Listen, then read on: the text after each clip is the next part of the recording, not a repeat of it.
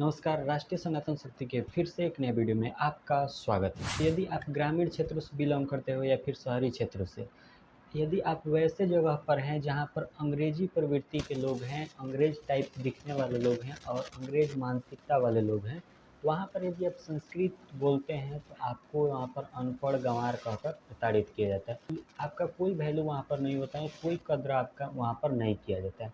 क्यों? क्योंकि आप संस्कृत बोलते हैं। और इन अंग्रेजी मानसिकता वाले लोगों के हिसाब से संस्कृत तो बिल्कुल देहात का भाषा है। संस्कृत बोलकर आप सिर्फ पूजा पाठ करा सकते हैं और कुछ नहीं कर सकते हैं।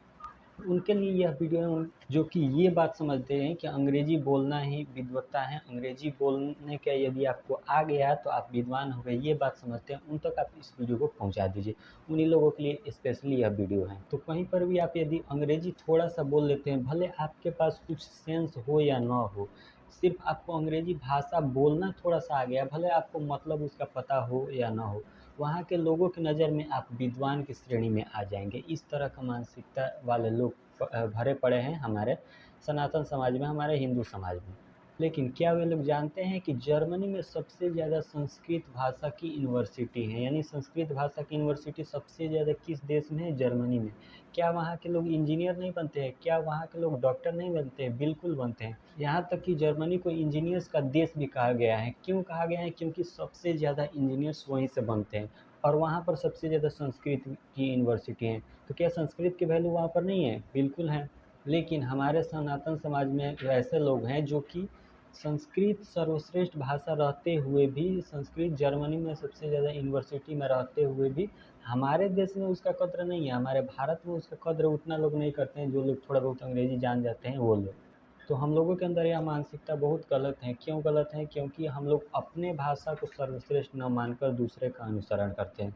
अपना भाषा खुद महान है। तभी तो अमेरिका की बात करें तो अमेरिका आजकल क्या कर रहा है? संस्कृत पर रिसर्च कर रहा है। क्या रिसर्च कर रहा है? क्या आप कभी पता किए हैं?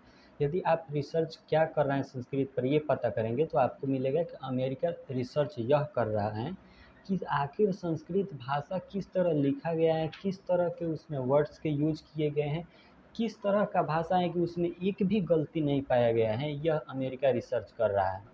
और यह बात झूठ नहीं है, बल्कि आप गूगल पर विकिपीडिया एक आता है जो कि ऑथेंटिक माना जाता है, उस पर आप सर्च करते हैं तो ये आपको प्रमाण मिल जाएगा कि अमेरिका रिसर्च कर रहा है कि आखिर क्या है संस्कृत में कि संस्कृत में कोई गलती नहीं मिल पा रही है। साथ ही गूगल के विकिपीडिया के अनुसार जितने भी धार्मिक ग्रंथ हैं, हिंदू धार्मिक ग्रंथ हैं, जैन धार्मिक ग्रंथ हैं, बौद्ध धार्मिक ग्रंथ हैं, इन सभी में जो प्राचीन धार्मिक ग्रंथ हैं, यानी जो प्रथम प्रथम धार्मिक ग्रंथ हैं, वह संस्कृत भाषा में ही है।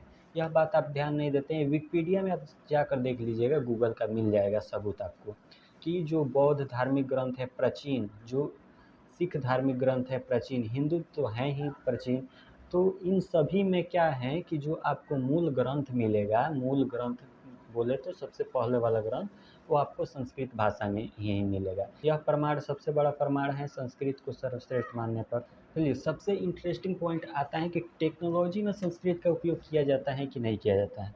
तो इसका जवाब हुआ बिल्कुल, संस्कृत का उपयोग टेक्नोलॉजी में किया जाता है। यानी कंप्यूटर का प्रोग्रामिंग जो है, किस तरह का प्रोग्रामिंग है? जैसे एआई जो होता है, रोबोटिक सिस्टम होता है, एआई आर्टिफिशियल इंटेलिजेंस होता है, उसमें संस्कृत भाषा का उपयोग किया जाता है। क्योंकि वो उसमें जो शब्द होते हैं संस्कृत के, वो बिल्कुल अलग अलग किए जा सकते हैं। इस तरह का प्रोग्रामिंग किया जाता है एआई कंप्यूटर में।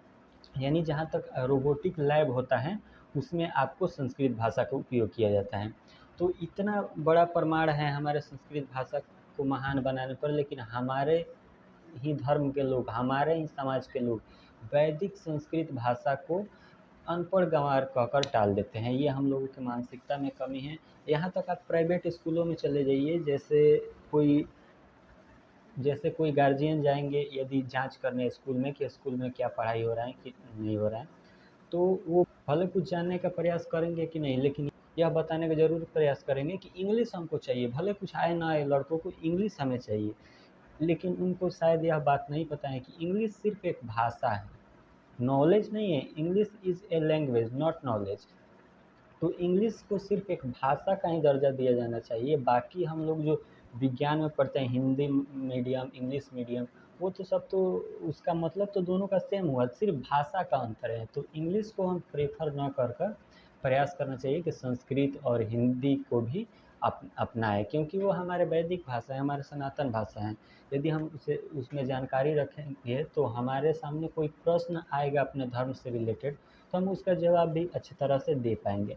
अब हमारे अंदर हम सनातनी हैं और हमारे अंदर हमारे सनातन से रिलेटेड वर्ड्स ही नहीं है, शब्द ही नहीं है, जवाब भी नहीं है, तो हम लोग अगले को क्या समझाएंगे अपने बारे में। यह बात पर विचार करना चाहिए। तो उम्मीद है यह वीडियो आपको पसंद आया होगा। वीडियो पसंद आया होगा तो वीडियो को लाइक कर दीजिए, साथ ही चैनल को सब्सक्राइब कर लीजिए। मिलते हैं अगले वीडियो के साथ। आज के लिए बस इतना ही। जय हिंद, वंदे मातरम।